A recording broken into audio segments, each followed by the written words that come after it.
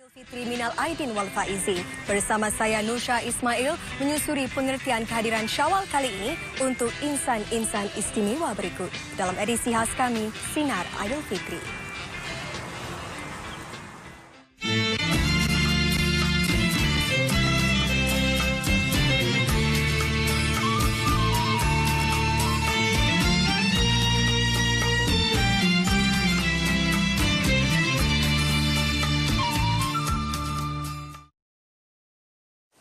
Selamat Raya Cik Mazhar batin Cik Ya. Saudara, Aidilfitri bermakna kembali kepada fitrah. Dalam erti kata lain, kembali kepada keadaan kita yang asal. Mungkin ini juga yang dirasakan oleh profil pertama kami setelah berjaya menjalani pembedahan ginjal. Kita sorot sinar keceriaan yang beliau rasakan dalam menyambut Hari Raya kali ini.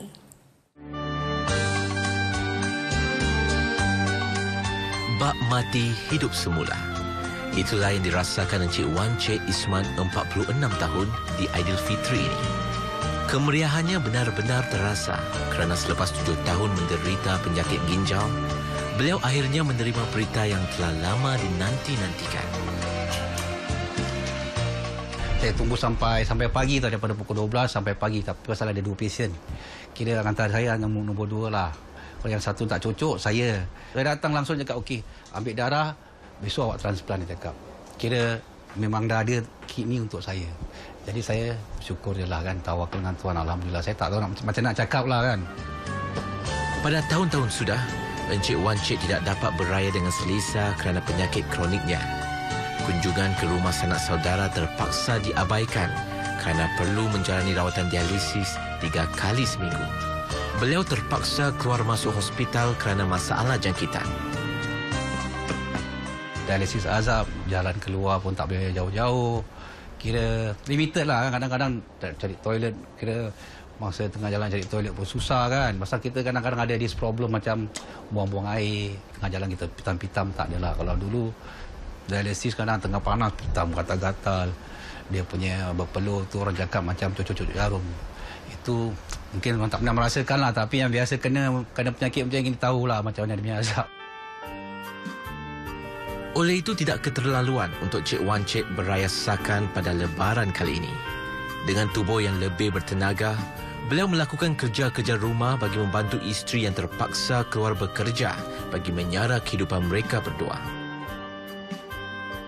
Oh, sekarang saya banyak kerja lah, kan boleh sapu, kemas rumah, kira banyak aktiviti lah saya boleh bikin. Kalau bandingkan dulu balik dialisis penat, kadang mabuk.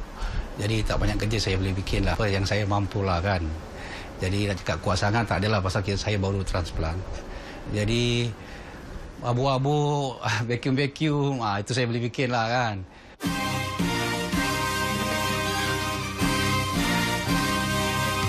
Berkat kesihatannya, Encik Wan Cik berupaya untuk kunjung-mengunjung dengan penuh gairah pada Aidilfitri ini.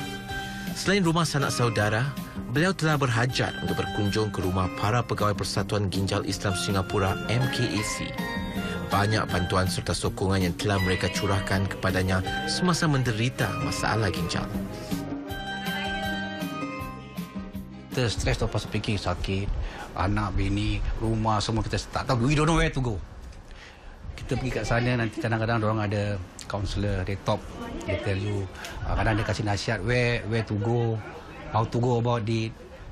Dia kasih lain pendapat. Jadi kita tukar-tukar pendapat daripada orang ni kan. Pasal tempat situ banyak yang dah mengalami, bukan satu orang. Sempena Aidilfitri, segelintir penerima bantuan MKAC seperti Encik Wan Cik diberi habuan berupa hamper makanan dan voucher berjumlah $100. MKAC turut bersama-sama menjayakan aktiviti kunjung-mengunjung agar Aidilfitri ini semakin bermakna untuk para pesakit. Kami daripada MKAC akan cuba memberi mereka keceriaan seperti kami hadir ke rumah pesakit-pesakit ginjal ya, yang mana kami rasa seperti Wan Cik, jadi dia kira pertama kali mendapat ginjal yang baru. So kita rasa macam okay, why not kita pergi rumah dia kan. Okay, dalam masa yang sama kami membawa pesakit seperti Wan Cik ke rumah pesakit ginjal yang lain supaya dapat menceriakan pesakit ginjal yang lain. Tahun pertama dianggap sebagai tempoh paling genting buat mereka yang telah menjalani pemindahan ginjal. Oleh kerana sebanyak 10% menghadapi komplikasi selepas pembedahan, usaha-usaha pemantauan serta bantuan tambahan perlu dihulurkan sekerap mungkin. Kami di MKSC akan membantu mereka yang memerlukan seperti kaunseling. Kita akan memberi kaunseling pada mereka, bukan saja pada pesakit ginjal, malah pada keluarga sekali. Kalau macam Cik Wan, kita beri pada isteri dia supaya dia lebih memahami macam mana cara untuk menangani masalah-masalah seperti kewangan. Meskipun rasa bertuah dapat menikmati juadah raya selepas sekian lama menjaga pantang, Encik Wan Cik sedar rawatan yang perlu dilalui belum berakhir. Walaupun dengan ginjal yang baru, beliau tetap perlu mengambil ubat seumur hidup dan berulang-alik ke hospital untuk menjalani pemeriksaan bagi memastikan organ-organ lain berfungsi seperti biasa. Ia tentu sekali akan menambah perbelanjaan bulanannya. Lepas transplant ni pun kira ada satu tahap lagi kita nak go through tau. Pasal dia punya doktor punya appointment, blood test dia. Blood test dia kan cost bawa $100, kadang $140 one time. Pelbagai perubahan kepada Medishield yang disaran baru-baru ini membuat Encik Wan Cik menghembus nafas lega bila memikirkan bil-bil perubatan. Medishield Hayat bakal memberi perlindungan seumur hidup kepada semua warga Singapura untuk menampung biaya hospital serta rawatan luar. Perlindungan insurans lebih tinggi bakal membantu, khususnya golongan pesakit kronik yang kerap ke hospital. Kebanyakan yang penyakit kronik ni kan, orang Melayu kira top the list lah jantung, diabetes. Kalau macam dekat dialisis macam saya dialisis. Kalau 3,000 4,000 tak cukup sebulan juga kan. Tapi kalau ada Medishield dapat cover sikit-sikit lah orang cakap. Ini bermakna mereka yang berpenyakit kronik boleh tumpukan perhatian kepada perbelanjaan harian yang semakin hari semakin meningkat. MKC menghulurkan bantuan sekitar $200 sebulan kepada lebih 100 pesakit ginjal di bawah jagaannya. Seperti Wan Cik memerlukan dalam 1 minggu 700 untuk kos untuk perubatan saja. Duit yang dah ada sekarang ini dia boleh menggunakan untuk perbelanjaan seharian dan seperti membayar duit rumah sewa, bil api air dan sebagainya. Encik Wan Cik bersyukur atas segala kurnia yang diterima bagi memudahkan perjalanan hidupnya. Sinaran keceriaan yang menerangi hidupnya kini semakin terasa bila dapat menyambut Hari Raya. Kalau Hari Raya saya favourite tu kuih tart. Betul lah kan? Jadi pasal penyakit macam dialisis memang kelapa tak boleh lah kan. Jadi kita sikit-sikit orang kita mesti nak rasa lah. Jangan sampai kempunan kan. Mesti nak rasa. Tapi sekarang dah okey lah.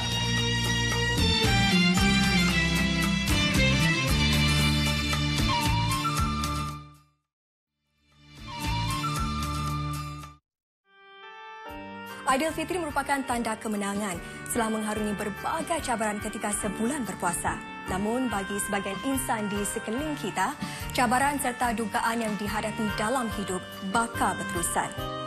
Adakah kehadiran Syawal membawa bersama cahaya bagi mengatasi mendung yang meliputi diri? Saya cukup gembira saya dapat belikan anak saya baju.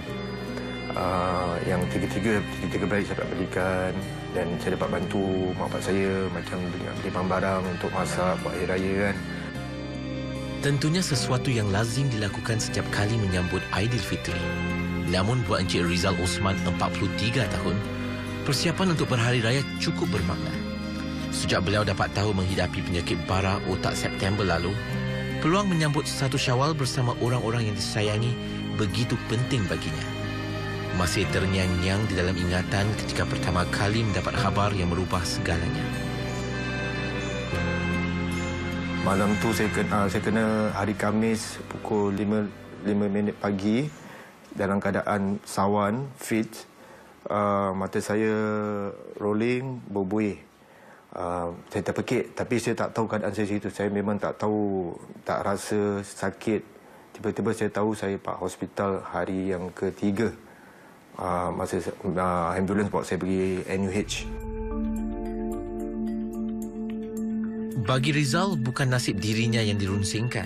kerana beliau berserah kepada takdir. Sebaliknya yang difikirkan adalah keperluan 3 orang anaknya yang sedang membesar serta penjagaan ibu bapanya yang berusia lanjut. Oleh itu, Rizal terus berikhtiar untuk memastikan penyakit parahnya dapat dikawal. Memang saya akui memang sedih, cukup sedih lah. Kita akan tahu yang hidup kita lama ke tidak tu memang teringat masa tu. Doktor ada cakap dengan saya yang jarak masa tu setahun. Jadi saya harus prepare dan tabah. Tapi saya lawan. Saya tahu yang kita Allah Ta'ala yang tahu kita punya ajal. Itu je. Encik Yusof Ismail yang sehari-hari berinteraksi dengan para pesakit bara di Persatuan Ain cukup memahami hati budi mereka. Rata-rata beban yang dihadapi golongan ini dapat dirangkumkan kepada 3 perkara: sudut emosi, kerohanian serta keuangan. Masalah utama mereka ialah masalah emosi. Kan susah untuk mereka menenangkan jiwa mereka kerana tekanan yang amat berat. Bercakap tentang kalau masalah emosi sudah barang tentu berkait dengan masalah mental. Right? Kalau kita tengok ni afektif itu maknanya emosi dan ini kognitif dari segi pemikiran. Right? Kerana bila dia terlalu jiwa dia tak tenang, dia fikir bagaimana nak menyelesaikan bil mereka dan sebagainya. Jadi mereka menjadi orang yang bingung dan kusut. Rizal rasa beruntung kerana telah membeli insurans yang dapat bantu menampung kos rawatan serta harga ubat yang mahal. Juga kerana beliau masih bekerja, isu kewangan bukan jadi persoalan. Lantas beliau lebih menitik beratkan dan menghargai sesi kaunseling yang banyak membantu untuk mengawal tekanan emosi. Apa yang berlaku, mereka selalu bertanya, kenapa kata Tuhan tu Maha Adil, Maha Pengasih lagi Maha Penyayang, tetapi kenapa memberikan kepada saya penyakit yang seperti ini? Saya orang baik. Kan kenapa orang yang jahat-jahat tak ada beri penyakit ini? Kalau mereka selalu bertanya dengan ini, mereka ada satu perasaan tidak redha, tak dapat menerima hakikat yang sebenarnya. Mujur Rizal sebelum ini pun memang bergiat aktif di masjid, khususnya Masjid Hussein Sulaiman yang terletak di Pasir Panjang. Selain menjadi tempat untuk mencari ketenangan jiwa, sokongan dan bimbingan ahli karya masjid membantu beliau untuk reda dengan nasib yang menimpa. Saya duduk dalam jemaah masa waktu solat maghrib. Tiba-tiba diorang sebut nama saya terharu dan saya sampai giring kepala, subhanallah. Sampai orang doa dengan saya, kita nak alik nanti orang-orang tua ni kasih saya semangat, Rizal, ingat Allah Ta'ala. Dari mana dia datang sakitnya daripada dia dan obat pun daripada dia. Itulah saya suka saya dengar dan diorang kasih saya tu yang very nasihat yang baik tu. Sakit dan kesan dari rawatan radioterapi tidak menghalang Rizal dari menunaikan tanggungjawabnya sebagai seorang Muslim.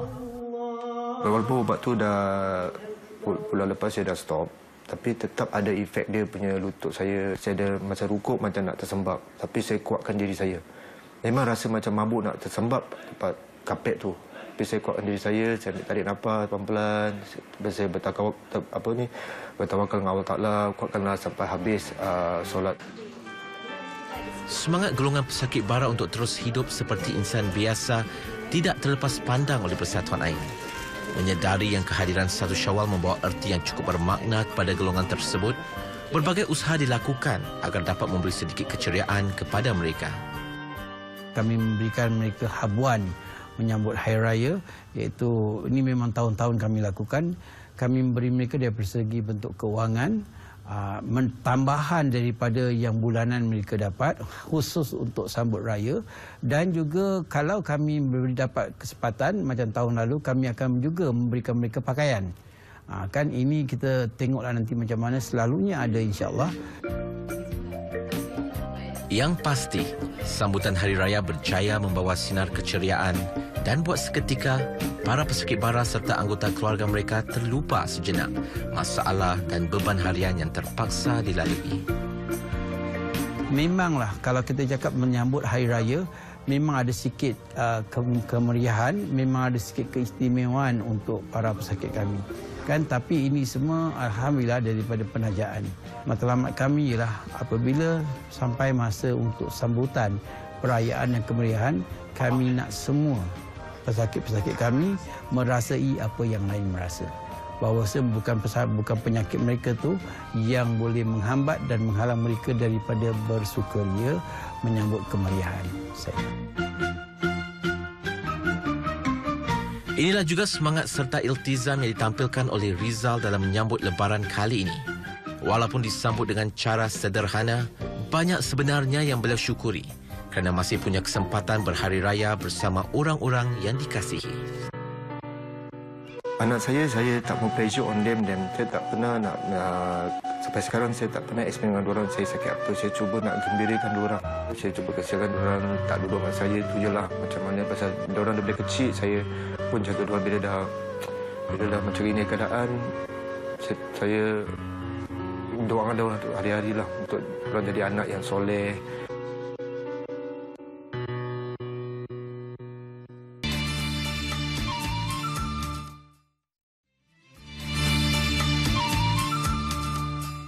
Aidilfitri hadir dengan berbagai ciri khasnya yang tersendiri, baik dari segi amalan, pakaian maupun makanan yang dihidangkan semasa Hari Raya. Banyak terkandung tradisi serta warisan murni bangsa. Namun dapatkah ini semua dipertahankan ataupun bakal lenyap ditelan zaman? Kunjung-mengunjung untuk saling bermaaf-maafan. Ditambah pula berpakaian baju Melayu sedondon bagi menyemarakkan lagi suasana Hari Raya. Namun tidak lengkap rasanya jika tiada kuih muih serta juada khas Aidilfitri. Di rumah Cik Aida Idris terdapat sejenis kuih yang semakin hari semakin jarang dihidangkan untuk para tetamu. Kuih ros atau turut dikenali sebagai kuih goyang. Saya memang terdorong untuk cuba kuih-kuih lama ini sebab bahan-bahannya senang dan mudah didapati. Dan saya suka cuba resepi-resepi baru. Walaupun ini resepi lama, tapi ia baru bagi saya sebab saya tak pernah cuba. Jika kuih ros lazimnya dikenali sebagai kuih yang rangup berwarna kekuning-kuningan, Cik Aida memberi nafas baru dengan menghasilkan kuih ros pelbagai warna. Ia merupakan salah satu usaha Cik Aida untuk memastikan kuih-kuih lama tidak hilang di telan zaman. Tidak ramai yang masih membuatnya, manakala yang dijual di kedai pula merupakan hasil kilang dari negara jiran. Mungkin kuih ros yang dulu agak tebal atau keras. Jadi sekarang dengan bahan-bahan yang baru, mungkin tepung, kita gunakan tepung, cake flour. Jadi kuih ros tu jadi lembut, garing dan tipis. Semakin rumit untuk mencarinya, jadi kita terpaksa mempertahankan warisan kita supaya anak-anak muda kita ingat dan kenal kuih-kuih lama ini. Berbicara tentang memelihara warisan, lain pula pengalaman Encik Zulfadli Wahab 31 tahun. Beliau kini memikul tanggungjawab untuk mewarisi perniagaan arwah datuknya yang telah wujud sejak lewat tahun 50-an. Zul adalah generasi ketiga menerajui songkok cap beca, satu-satunya songkok buatan tangan yang masih ada di Singapura. Songkok dilihat sebagai lambang lelaki Melayu dan oleh itu ia harus dikekalkan. Nampak orang Melayu pakai songkok, tahu tu confirm dia Melayu, kan? So, untuk saya tu perlulah untuk kita preserve kebudayaan ni. Jadi, in the future, anak-anak Melayu masih ada lagi songkok boleh pakai. Zul mula mempelajari selok-belok membuat songkok dari bapanya, Abdul Wahab Abdullah, sejak berusia 7 tahun. Kini Encik Wahab merasakan sudah tiba masanya anak kedua dari 3 adik-beradik ini mengambil alih perniagaan keluarga secara bertahap-tahap.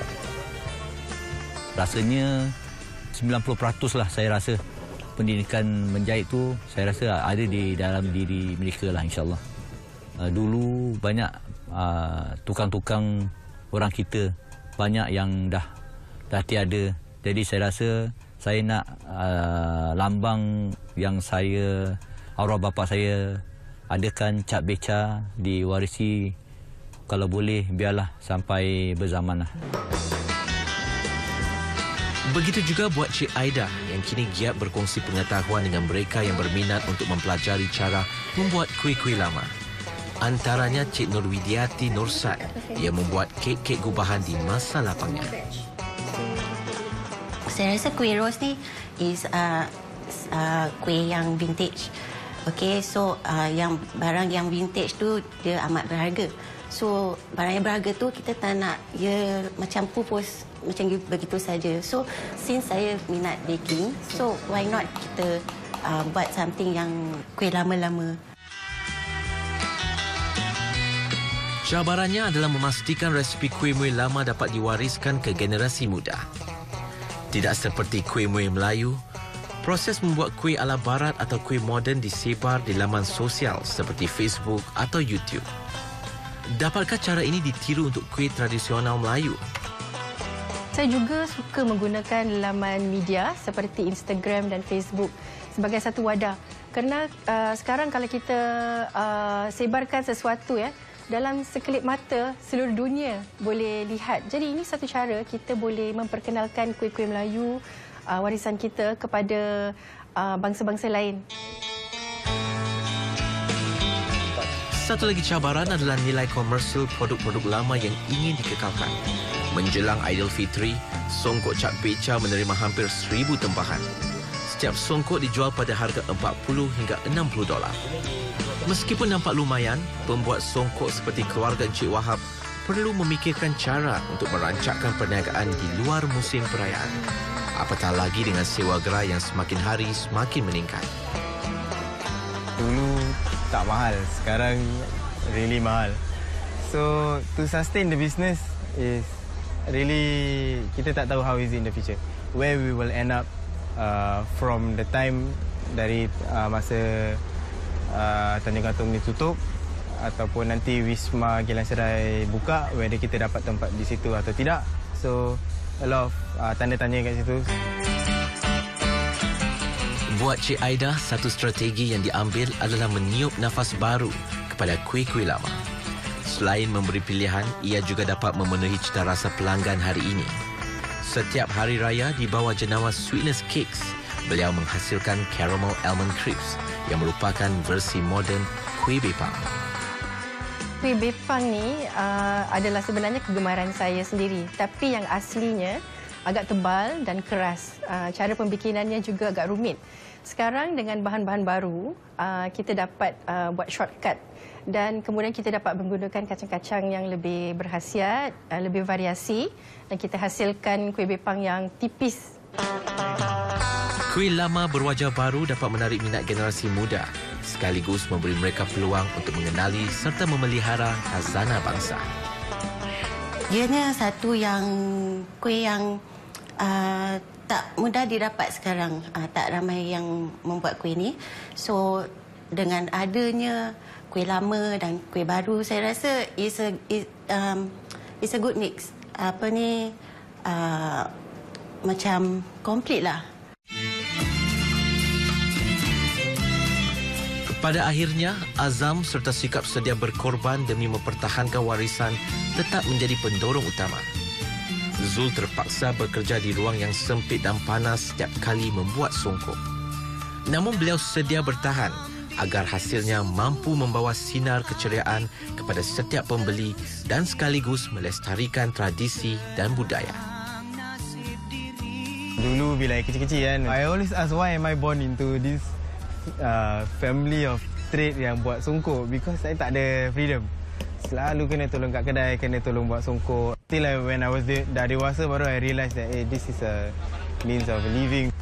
Singapore kalau tak ada orang continue, the heritage will be lost lah. Satu hari kemahiran ni dah tak ada orang nak ambil, mesti hilang.